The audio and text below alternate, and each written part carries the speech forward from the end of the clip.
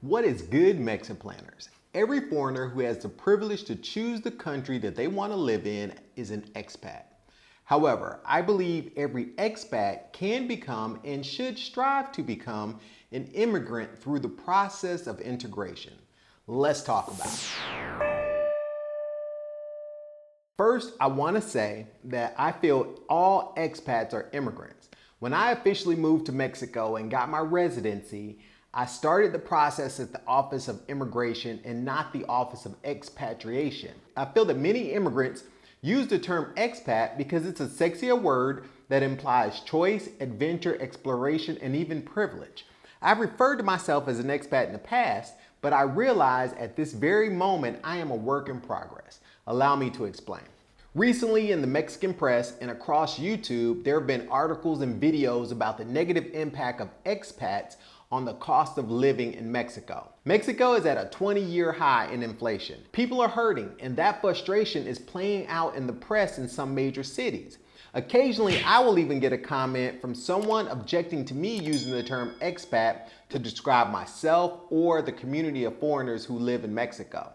And it is because of the recent news and those rare objections that I decided to stop and think more closely about why I use the word expat to describe myself and exactly what it means. Now, as I said in the opening of this video, I feel that every foreigner with the privilege to choose the country that they want to live in starts that journey as an expat. However, I feel that there is a process by which every expat can grow to become an immigrant. Let's think about this process in terms of human development. 3 years ago, fresh off the plane as an expat, I arrived in Mexico like a toddler. I didn't communicate well in Spanish. I didn't know the local customs and social practices for things like tipping, politeness, and bathroom usage, just to name a few. And at times, I found it extremely frustrating to not have things operate in the manner in which I was used to. I even spent most of my time around other toddlers who I had things in common with and could easily communicate. My point to this analogy is moving to a new country requires skills, knowledge, and patience that many expats or toddlers may not have when they first arrive. And because of this deficit in skills and knowledge, a negative view or experience can be formed about this group of foreigners. Also, this knowledge gap can lead to expats being exploited for resources. We've all heard of the gringo tax. Now, if you want to cut your learning curve when moving to Mexico, check out the Creating Your MexitPlans course in the link below and in the description of this video. There are several modules in the Creating Your MexitPlans course that will accelerate your integration to Mexico by giving you step-by-step best practices on how to handle daily life here. Right now, until September the 15th, I'm offering 10% off of the course using the coupon code SAVEINSEPT. Check out the course and get started with the free preview lessons today.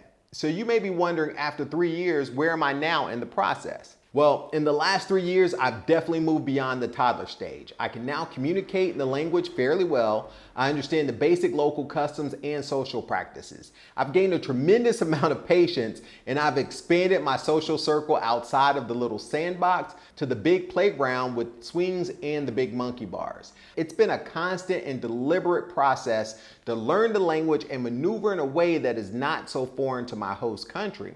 For example, this year I've spent more than 120 hours taking Spanish immersion classes at La Calle Spanish School here in Merida.